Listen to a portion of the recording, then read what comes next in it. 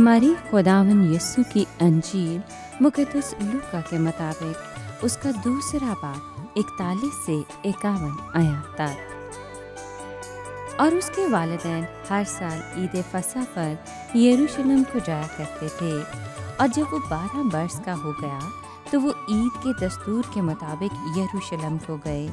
और जब उन दिनों को पूरा करके लौटे तो वो लड़का यीशु यरूशलेम में रह गया, मगर उसके माँ बाप को खबर न थी, बल्कि वो ये समझकर कि वो कातली में है एक मंज़िल निकल गए और उसे अपने रिश्तेदारों और जान पहचानों में ढूंढने लगे, और ना पाकर उसकी तलाश में यरूशलेम को वापस गए। और उन्होंने 3 रोज़ के बाद उसे हैकल में उस्तादों के दरमियान बैठा उनको सुनते और उनसे सवाल करते पाया, और जितने उसकी सुन रहे थे उसकी समझ और उसके जवाबों से मुतअज्जिब थे, और वो उसे देखकर हैरान हुए।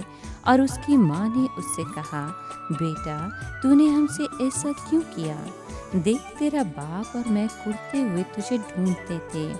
उसने उनसे कहा, तुम मुझे क्यों ढूंढते थे?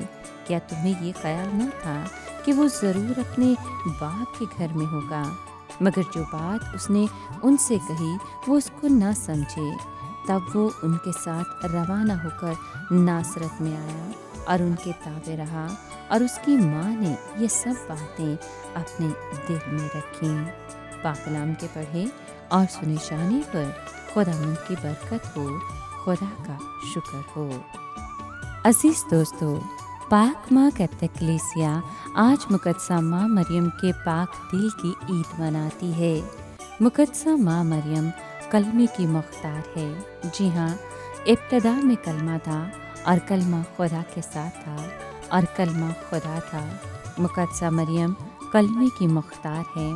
बाइबल मुक़द्दस के मुताबिक खुदा किसी मोमिन और काबिल इत्तमाद इंसान ही को किसी चीज़ की मुख्तारी देता है।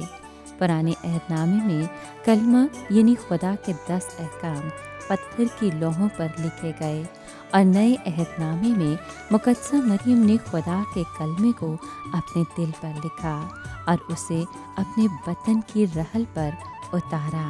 ये एहसास सिर्फ और सिर्फ मुक़द्दसा मरियम के हिस्से में आया कि उसने न सिर्फ कलमे को अपने बतन में कबूल किया, बल्कि उसी ने सबसे पहले कलमे को देखा, छुआ और चूमा। बेदाग कमारी मरियम से आज हम दुआ करते हैं कि ए बेदाग पाक दिल कमारी मरियम, ए प्यारी माँ, मैं जो तेरी इज़्ज़त और तकरीम को बढ़ाने में अपना मुस्बत किरदार अदा कर रही हूँ, आज तू अपने पाक फजल और अपने पाक दिल के साथ मुझे मखसूस फरमा। मैं नहायत इनकिसारी के साथ अपनी तमाम तर ज़िंदगी, अपना दिल, अपनी रूह और अपना बदन तेरे सुपुर्द करना चाहती हूँ, ताकि तू इसे बरकत दे। ज़िंदगी के तमाम रास्तों में जो हमारे खुदावंद यीशु मसीह ने हमारे लिए मुतय्यन किए हैं, मेरी रहनुमाई फरमा। हमें मोहब्बत, पाकीज़गी और अच्छाई का रास्ता दिखा। हमारी मदद फरमा ताकि हम गुनाहों और बुराइयों से किनारा कशी इख्तियार करें और अपनी झूठी अना के खौल को तोड़कर तशद्दुद, नापाकी और मनुष्य जैसी बुराइयों से दूर रहें, और खुदावंद यीशु मसीह को अपने दिल और ज़िंदगी में रूहानी ग़िज़ा की तरह जगह दें, और खुदा के अहकाम की तामील करते हुए हम मोहब्बत और पाकीज़गी की राहों में आगे बढ़ते जाएं। ए मेरी शफ़ीक और बेदाग दिल माँ, मैं तुझसे वालिहाना प्यार करते हुए अपनी ज़िंदगी के तमाम तर आयाम तेरे सुपुर्द करती हूँ, ताकि इस दुनिया में तेरे बेदाग और पाक दिल की फ़तह और कामरानी हो। आमीन।